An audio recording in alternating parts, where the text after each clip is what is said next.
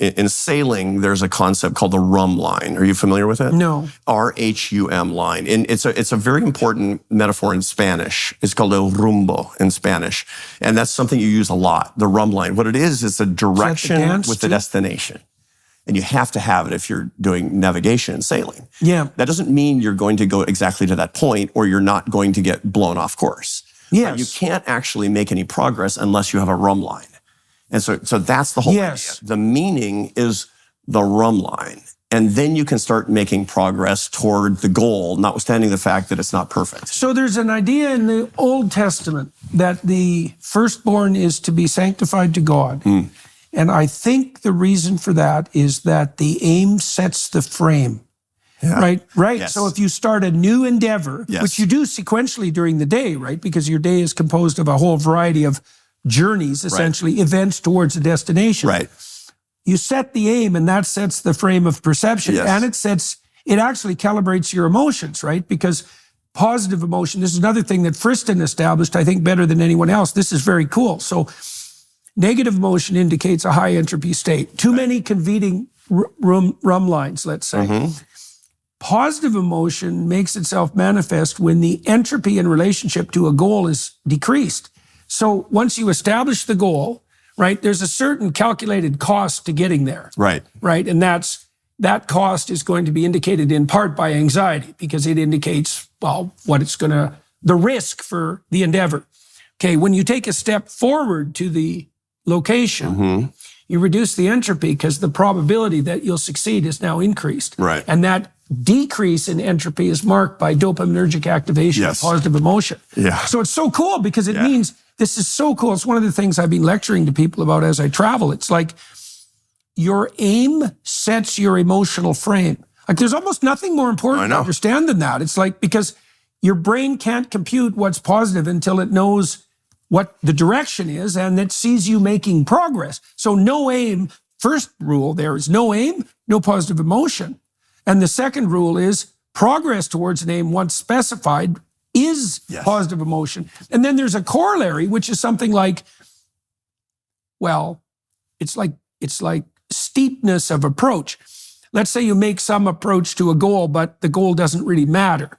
It's like you're not going to get a lot of kick. But let's say if you have a really high order goal, that would be one that would be divinely inspired, let's say. Well, then any progress towards that is going to give you a kick. The progress is actually what instantiates the liking, the wanting, liking, learning process. That's from dopamine. Yes. That's what it comes from. Humans are made for progress, not for arrival. Yes. And so the whole process is, okay, discern the rum line. Yeah. Figure out the instantiation of what that means, practically speaking, and then start making progress toward it. Yes. And that's what a leader communicates to people. That's exactly right. Yeah. That's why people will run through a wall for a great leader. But that's what you must do for yourself. So I got something cool to tell you about that psychobiologically. I learned this from a friend of mine. I did a podcast with him. And he's a deep biological thinker, and he was very interested in honeybee communication. So what honeybees do is they go find a flower patch that's a treasure store, let's say, right? So it's an aim for the honeybees. Right. And they go back and they communicate about the direction and the distance. So they communicate about the energy that has to be expended to go to this flower bed. But one question the other bees have, so to speak, is, well, is the journey worth the effort? And the way the honeybees communicate that is that the more rich the storehouse, the faster they dance. And it's exactly the same thing that enthusiastic leaders do when they're talking about the goal. It's like, so the way people calibrate that is like, if I can see you enthusiastic and energetic about something, I assume that you truly believe that the goal is worth the effort, because otherwise you wouldn't risk expending that much energy. Exactly. And so that's, well, I think it's so damn comical that it's stable across like honeybees and people. Oh yeah, no. I mean, anybody who doesn't believe that psychology is biology, they just don't know the biology. They just don't understand the biology, right? Definitely. And But there's another weird angle on this, though. This is one of the great paradoxes of this. So do you want to have progress in your life? Do you want to be a happier person? Do you want to have a life full of meaning? Number one, discern.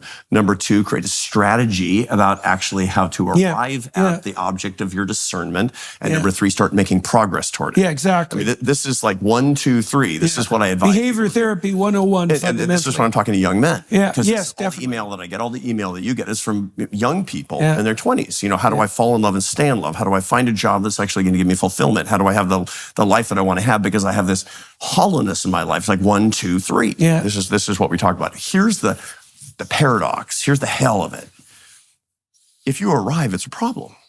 Yeah, right. Because that's the arrival fallacy that we come up with. So a lot of people will say, why do all diets fail?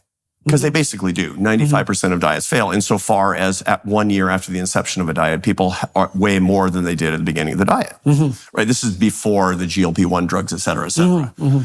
Why? And the reason is because you will forego all of the food that you like if you see the scale go down, because progress is everything. Yeah. Because humans are made for progress. All of our utility, we get so much dopamine in the wanting, liking, learning process actually from progress. The reward for actually hitting your goal is you never get to eat what you like ever again for the rest of your life. Congratulations. Right. That's why 30% of stringent diets lead to eating disorders, because people are like, I want more progress. And so they keep making progress. And that's when healthy eating or healthy dietary patterns turn into unhealthy dietary patterns, is because people want progress so very much. So the paradox of all this is you better have a rum line.